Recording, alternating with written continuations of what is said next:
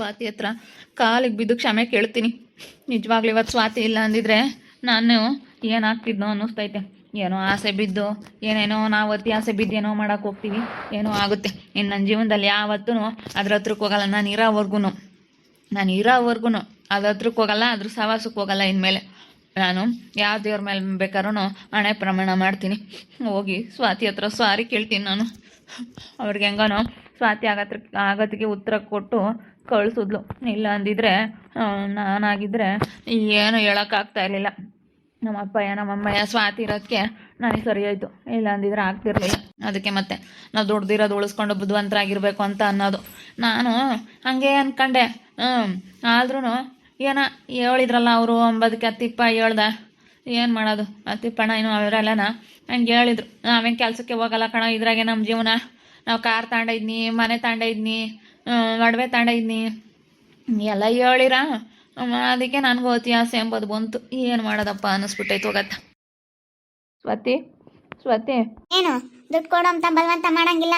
ಬಲವಂತ ಮಾಡಿದ್ರು ನಾನು ₹1 ದುಡ್ಡು ಕೊಡಲ್ಲ. ಇಲ್ಲ ಸ್ವಾತಿ, ಇಲ್ಲ, ನಾನೇನೇನು ದುಡ್ಡು ಕೊಡು ಅಂತ ಏನು ಬಲವಂತ ಮಾಡೋಕ್ಕೆ ಬಂದಿಲ್ಲ. ನನ್ನ ತಪ್ಪು ನನಗೆ ಅರಿವಾಗ್ಬಿಡ್ತು. ನಿಜವಾಗ್ಲೂ ನೀನು ನನಗೆ ಕ್ಷಮಿಸ್ಬಿಡು. ಕಾಲಿಗೆ ಬಿದ್ದು ಕ್ಷಮೆ ಕೇಳ್ಬೇಕು. ನೀನು ಕಾಲು ಹಿಡ್ಕೋಬೇಕು ಇವತ್ತು. ನೀನು ನನ್ನ ದೇವತೆ ಇದ್ದಂಗೆ ಸ್ವಾತಿ, ನೀನು ನನ್ನ ದೇವತೆ ಇದ್ದಂಗೆ. ಇವತ್ತು ನೀನು ಹೇಳ್ದೆ ಬೇಡ, ಅದ್ರ ಸವಾಸಕ್ಕೆ ಹೋಗ್ಬೇಡ, ಬೇಡಪ್ಪ ಬೇಡ ಅಂತ ನಾನೇ ಹೋದೆ.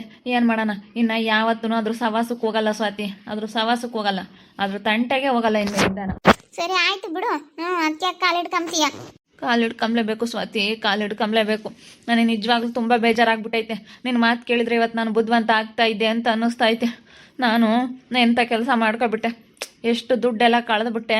ಇದ್ರೆ ಕಳಿಯೋದು ಒಂದೇ ಕ್ಷಣ, ಅದ್ರ ಕಳ್ಕೊಂಬೋದು ಒಂದೇ ಕ್ಷಣಕ್ಕೆ ಕಳ್ಕೊಬೋದು, ಪಡ್ಕೊಂಬೋದು ಒಂದೇ ಕ್ಷಣಕ್ಕೆ ಪಡ್ಕೋಬೋದು. ಆದರೆ ದುಡಿಯೋದು ಎಷ್ಟು ಕಷ್ಟ, ಅದು ಉಳಿಯಲ್ಲ. ಹಂಗೆ ಬಂದಿರೋದು ಯಾವತ್ತೂ ಈಸಿಯಾಗಿ ಸಿಕ್ಕಿರೋದು ಈಸಿಯಾಗಿ ಹೋಗ್ಬಿಡುತ್ತೆ. ಕಷ್ಟಪಟ್ಟು ದುಡ್ದಿರೋದು ಮಾತ್ರ ನಮ್ಮ ಹತ್ರ ಇರುತ್ತೆ. ಹಿಂಗೆ ಯಾವಾಗಲೂ ಬಂದಿರೋದು ಅದಿರಲ್ಲ. ಇವಾಗ ಅರ್ಥ ಆಯ್ತಲ್ಲ. ಸರಿ ಆಯ್ತು ಬಿಡು. ಅದಕ್ಕೆ ಕಾಲು ಹಿಡ್ಕೊಂಡು ಇಷ್ಟೊಂದು ಇದು ಮಾಡ್ಕೊಂತೀಯ. ನಿನ್ಮೇಲೆ ನಾನು ಬುದ್ಧಿ ಕಲ್ತ್ಕೊಂಡು ಚೆನ್ನಾಗಿರು. ನಾನು ಅದಕ್ಕೆ ಸುಮ್ಮನಿದ್ದಿದ್ದು. ಯಾರು ಹೇಳಿದ್ರು ಗೊತ್ತಾಗಲ್ಲ. ನಿನಗೆ ಬುದ್ಧಿ ಬರಬೇಕು. ಯಾರನ್ನ ಹೇಳಿದ್ರೆ ನಿನಗೆ ಸಿಟ್ಟು ಬರುತ್ತೆ. ಯಾಕೆ ಬೇಕು, ಅದಕ್ಕೆ ಹೇಳೋದಲ್ಲ ಅಂತೇಳಿ ನಾನು ಅದಕ್ಕೆ ಸುಮ್ಮನಿದ್ದಿದ್ದು. ಹೇಳೋದು ಬೇಡ ಅಂತ ಹೇಳಿದ್ರೆ ಕಳಪ್ಪೋ, ನನಗೆ ಹೇಳಿದ್ರು ಓಮಂಗೆ ಆಗೋದು ನಿನಗೆ. ಈಗ ನಾನು ಬುದ್ಧಿವಂತ ಆಗಿದ್ರೆ ಅದೇ ದುಡ್ಡು ಉಳಿಸ್ಕೊಂತಿದ್ನಲ್ಲ, ನನಗೆ ಆ ಬುದ್ಧಿ ಎಲ್ಲಿ ಹೋಗಿತ್ತಪ್ಪ ಅಂತೇಳಿ ಈಗ ಯೋಚನೆ ಮಾಡೋ ಹಂಗಾಗುತ್ತೆ ಸ್ವಾತಿ. ಈಗ ಯೋಚನೆ ಮಾಡ್ತೀನಿ ನಾನು. ಈಗ ಯಾಕೆ ಯೋಚನೆ ಮಾಡ್ತೀಯ? ಈಗ ಯೋಚನೆ ಮಾಡಿದ್ರೆ ಏನೂ ಬರೋಲ್ಲ. ಯೋಚನೆ ಮಾಡೋದು ಕೈ ಬಿಟ್ಟು ಬುದ್ಧಿವಂತರಾಗಿ ನಾವು ಭಾಳದ್ ನೋಡಬೇಕು. ನಮ್ಮ ಕೆಲಸ ಆಯಿತು ನಾವಾಯಿತು ಅನ್ನೋ ಥರ ಇರಬೇಕು. ಯಾರೂ ಬರಲ್ಲ. ಇವತ್ತು ನೋಡು ಅವ್ರು ಜೋರು ಮಾಡೋದ್ಕಂತ ಹೋದ್ರು. ಇಲ್ಲ ನೀನು ಎಲ್ಲನ ಸಿಗು, ಇನ್ನೂ ಕೇಳ್ತಾರೆ. ಅವ್ರಂತೂ ಬಿಡಲ್ಲ ನಿನ್ನ. ನಾನು ಹೇಳ್ತೀನಿ, ಇಲ್ಲಪ್ಪ ನಂತ ನಡೀರಿ ಹೋಗೋಣ ಸ್ಟೇಷನ್ಗೆ ಅಂತ ಹೇಳ್ತೀನಿ. ಅದೇ ಮಾತಿ ಹಂಗೆ ಅವ್ನು ಹೇಳ್ತೀನಿ. ಯಾವ್ದಕ್ಕಮ್ಮಕ್ಕೆ ಹೋಗ್ಬೇಡ, ನನ್ನ ಹತ್ರ ಇಲ್ಲಪ್ಪ. ನಾನು ಯಾಕೆ ಕರ್ಕೊಂಡಿದ್ರಿ ಬರ್ದಿಲ್ದಾರನ? ನೀವೇ ಯಾಕೆ ಹಿಂಗೆ ಸಾಲನ ಯಾಕೆ ಕಟ್ಸಿದ್ರಿ? ಫಸ್ಟ್ ದುಡ್ಡಿಕ್ಕು ಅಂತ ಹೇಳ್ಬೇಕಾಗಿತ್ತು ನೀನು ಅಂತ ಹೇಳಿ ಹೇಳು. ಫಸ್ಟ್ ದುಡ್ಡಿಕ್ರಿ ಅಂತ ಹೇಳಿ ನೀನು ಹೇಳ್ಬೇಕಾಗಿತ್ತಪ್ಪ. ನಿನ್ನ ಸಾಲ ನೀನು ಹೆಂಗೆ ಆಡ್ದೆ ಅಂತ ಅಂದು ಅಷ್ಟೇನೆ. ಕಡಿಕೆ ಮೇಲೆ ತಲೆ ಹಾಕು ಮಲ್ಗಲ್ಲ, ಬೇಡಪ್ಪ. ಅದಕ್ಕೊಂದು ದೊಡ್ಡ ನಮಸ್ಕಾರ. ಅದು ಸವಾಸಕ್ಕೆ ಹೋಗಲ್ಲ ಇನ್ಮೇಲಿಂದ. ಕೈ ಬಿಟ್ಟು ತೆಪ್ಪನಾಗ್ಬಿಡ್ತೀನಿ. ಅದ್ರ ತಂಟೆಗೆ ಹೋಗಲ್ಲ. ನಾವಾಯಿತು, ನನ್ನ ಕೆಲಸ ಆಯಿತು ಅಷ್ಟೇ, ಬಿಟ್ಟು ಬಿಡ್ತೀನಿ. ಅದ್ರ ಸವಾಸಕ್ಕೆ ಹೋಗಲ್ಲ. ಅದಕ್ಕೇನೆ ಸಮಾಧಾನ ಮಾಡ್ಕೊಂಡಿದ್ದು. ನನ್ನ ಮನಸ್ಸಿಗೆ ತುಂಬ ಸಮಾಧಾನ ಇತ್ತು ಜೀವನ್. ನೀನೇನ ನಾನು ನಿಜ ನಿನ್ನ ಬಗ್ಗೆ ಟೆನ್ಷನ್ ತಗೊಂಬಿಲ್ಲ. ಯಾಕೆ ಟೆನ್ಷನ್ ತಗೊಂಡು ಏನಾಗೋದು, ಏನೈತೆ? ಟೆನ್ಷನ್ ತಗೊಳ್ಳೋದು ಬೇಡ ಅಂತ ಸುಮ್ಮನಿದ್ದೆ. 50,000 ಕಳೆದಿರೋದು ಒಂದು ಸ್ವಲ್ಪ ಬೇಜಾರಿತ್ತು. ಆಮೇಲೆ ನನಗೇನು ಬೇಜಾರಿಲ್ಲ. ಎಷ್ಟು ದಿನ ಕಳೀತಾರೆ, ಎಷ್ಟು ದಿನ ಆಡ್ತಾರೆ, ಎಷ್ಟು ಸಾಲ ಕೊಡ್ತಾರೆ ಕೊಡೋರು, ಯಾರು ಕೊಡಲ್ಲ ಅಂತೇಳಿ ಸ್ವಲ್ಪ ಸಮಾಧಾನದಾಗಿದ್ದು ನಾನು ಎಷ್ಟೋ ಸ್ವಲ್ಪ ಸಮಾಧಾನ ಮಾಡ್ಕೊಂಡು ಹಂಗೆ ಯೋಚನೆ ಮಾಡಿದೆ. ಬಂದೇ ಬರ್ತಾನೆ, ಇನ್ನೊಂದು ವಾರ 15 ದಿವಸಕ್ಕೇನೆ ಬುದ್ಧಿ ಕಲ್ತ್ಕೊಂತಾನೆ ಅಂತ ಸಮಾಧಾನ ಇತ್ತು. ಹಂಗೆ ಆಯಿತು ನೋಡು. ನೋಡಿ ಹೆಂಗೆ ದೇವ್ರ ದಯದಿಂದನ ಹಂಗೆ ಆಗ್ಬಿಡ್ತು. ಅಪ್ಪಾಜಿ ವಿತನ ಹತ್ರ 2 ಲಕ್ಷ ಇಸ್ಕೊಂಡು ಅದನ್ನು ಕಳೆದ್ಬಿಟ್ಟೆ. ಇವತ್ತು ಅವಳಿಗೆ ಏನೋ ಕ್ಯಾನ್ಸರ್ ಆಗೈತಂತೆ. ಅದೇ ದುಡ್ಡು ಇದ್ದಿದ್ರೆ ಇವತ್ತು ಅವಳಿಗೆ ಹಾಸ್ಪಿಟ್ಲಿಗೆ ತೋರಿಸ್ಕೊಂಬಕ್ಕೆ ದುಡ್ಡಾಗೋದು. ಇವಾಗ ನೋಡಿ ನಾನಂತೂ ಈಗ ತುಂಬ ಯೋಚನೆ ಮಾಡ್ತಾ ಇದ್ದೀನಿ. ಯೋಚನೆ ಮಾಡ್ಬೇಡ ಕಣಪ್ಪ. ಯೋಚನೆ ಯಾಕೆ ಮಾಡ್ತೀಯ? ಬುದ್ಧಿವಂತ ಆಗಿ ಭಾಳಾದ್ ನೋಡು. ಯೋಚನೆ ಮಾಡೋದ್ರಿಂದ ಏನಿಲ್ಲ, ಆರೋಗ್ಯ ಹಾಳಾಗುತ್ತೆ. ಬುದ್ಧಿ ಇರ್ಬೇಕು. ಇವಾಗಿನ ಕಾಲದ ಬುದ್ಧಿ ಇದ್ರೆ ಮಾತ್ರ ನಾವು ಮುಂದೆ ಬರೋಕ್ಕಾಗುತ್ತೆ. ಬುದ್ಧಿ ಇಲ್ಲ ಅಂತಂದರೆ ಏನು ಮಾಡೋಕ್ಕಾಗಲ್ಲ. ಬುದ್ಧಿವಂತರಾಗಿ ಚೆನ್ನಾಗಿರೋದು ನೋಡ್ಬೇಕು. ಬಿಡು ಹೋಗ್ಲಿ. ಅದನ್ನೇ ಒಂದು ತಲೆಗೆ ಕೆಮ್ಮಕ್ಕೆ ಹೋಗ್ಬೇಡ. ಇನ್ಮೇಲೆ ನಾನು ಸೆನಕ್ಕಿರು. ಒಟ್ಟಿನಲ್ಲಿ ಕೈಯಾಗಿ ದುಡ್ಡಿದ್ರೆ ನೀನು 100 ಅವತಾರ ಆಡ್ತೀನಿ ಅಂತೀಯ ನೀನು. ಹಂಗೆ ನನಗೆ ಬುದ್ಧಿ ಇಲ್ದಲೆ ಎಂಥ ಕೆಲಸ ಮಾಡ್ಕೊಬಿಟ್ನಲ್ಲಪ್ಪ ಅಂತೇಳಿ ತುಂಬ ಬೇಜಾರಾಗ್ತೈತೆ ಕಣಮ್ಮ. ಇನ್ನೇನು ಮಾಡೋಕ್ಕಾಗುತ್ತೆ. ಅದಕ್ಕೆ ಸ್ವಾತಿ ಹತ್ರ ಬಂದು ಕ್ಷಮೆ ಕೇಳ್ತಾ ಇದ್ದೀನಿ. ಕ್ಷಮಿಸ್ಬಿಡು ಸ್ವಾತಿ ಅಂತೇಳಿ. ನನಗೆ ಸ್ವಾತಿ ಅಲ್ದಿದ್ರೆ ಬೇರೆ ಯಾರು ಇದ್ರೂ ಇಷ್ಟೊತ್ತಿಗೆ ಏನಾಗೋದೋ ಏನೋ ಅನ್ನಿಸ್ತೈತೆ. ಸ್ವಾತಿ ಆಗೋದಕ್ಕೆ ನನ್ನ ಹತ್ರ ಅಡ್ಜಸ್ಟ್ ಮಾಡ್ಕೊಂಡು ಇದ್ದಾಳೆ.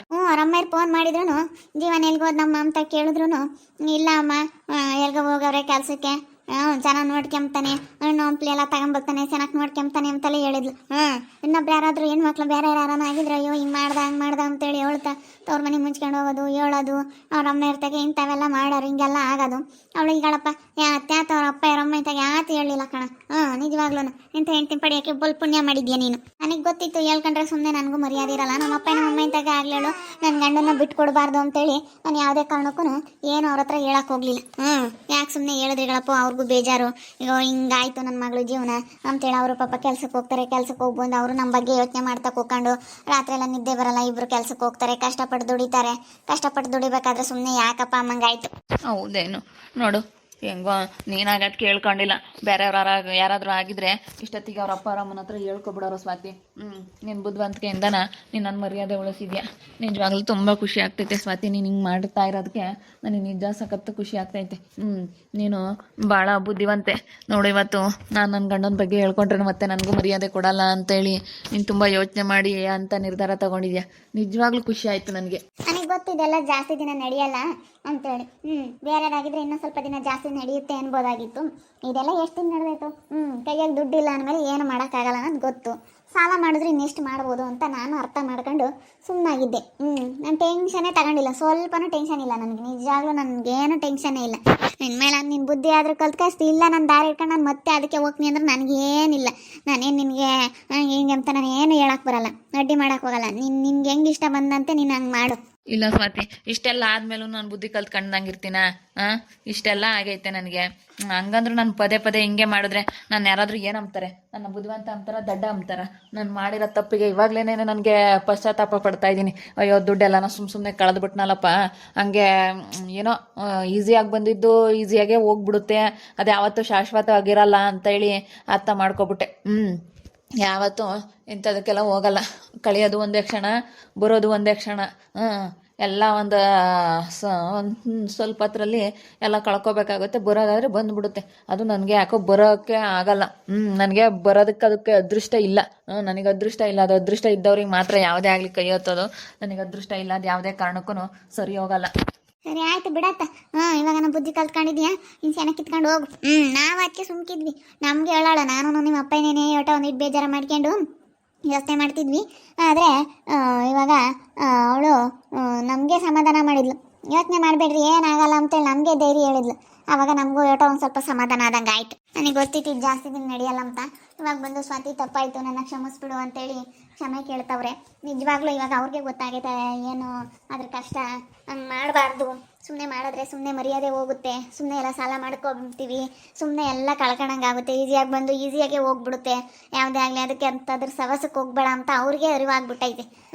ನೋಡಿ ಇವಾಗ ಬಂದು ಕ್ಷಮೆ ಕೇಳ್ತಾ ಇದ್ದಾರೆ. ಸ್ವಾತಿ ನೀನು ನನಗೆ ಕ್ಷಮಿಸ್ಬಿಡು, ಮಾಡಿದ ತಪ್ಪಾಯಿತು ಅಂತೇಳಿ ಇವಾಗ ಕ್ಷಮೆ ಕೇಳ್ತಾ ಇದ್ದಾರೆ. ನಿಜವಾಗ್ಲೂ ನನಗೂ ತುಂಬ ಖುಷಿ ಆಗ್ತೈತೆ. ನನ್ನ ಗಂಡ ಬೇಗ ಬುದ್ಧಿವಂತಿಕೆಯಿಂದ ಅರ್ತ್ಕೊಂಡು ಬುದ್ಧಿ ಕಲ್ತ್ಕೊಂಡಿದ್ದಕ್ಕೆ ಖುಷಿ ಆಗ್ತೈತೆ. ಅದು ಹಿಂಗೆ ಆಗ್ತಾ ಇರಲಿಲ್ಲ, ಯಾಕಂದರೆ ನಾವು ಕೈಯಾಗ ದುಡ್ಡು ಕೊಟ್ಬಿಟ್ವಲ್ಲ. ಅವ್ರು ಬೇರೆ ಅಣ್ಣ ದುಡ್ಡು ನೋಡ್ಬಿಟ್ಟು ಹಂಗೆ ದುಡ್ಡು ಇರೋದೆಲ್ಲ ಗೊತ್ತಾಗಿ ಈ ರೀತಿ ಹೇಳ್ಕೊಟ್ಟು ಕರ್ಕೊಂಡು ಹೋಗಿರೋದು. ನೋಡ್ತಾ ಇರಿ, ನೆನನಾಗ್ಬೋದಂತ ಮುಂದಿನ ಭಾಗದಲ್ಲಿ ನೋಡ್ತಾ ಇರ್ರಿ. ಹಾಗೆ ವಿಡಿಯೋ ಬಗ್ಗೆ ನಿಮ್ಮ ಒಬ್ಬರನ್ನ ಕಮೆಂಟ್ ಮಾಡಿರಿ. ಹಾಗೆ ವಿಡಿಯೋ ಇಷ್ಟ ಆಗಿದ್ದರೆ ಲೈಕ್ ಮಾಡಿ, ಶೇರ್ ಮಾಡಿ. ಇನ್ನೂ ಯಾರ್ಯಾರು ನಮ್ಮ ಚಾನಲ್ ಸಬ್ಸ್ಕ್ರೈಬ್ ಮಾಡ್ಕೊಂಡಿಲ್ಲ ತಪ್ಪದೆ ಕೂಡಲೇ ಸಬ್ಸ್ಕ್ರೈಬ್ ಮಾಡ್ಕೊಳ್ಳಿ. ಓಕೆ ವೀಕ್ಷಕರೇ, ಧನ್ಯವಾದಗಳು.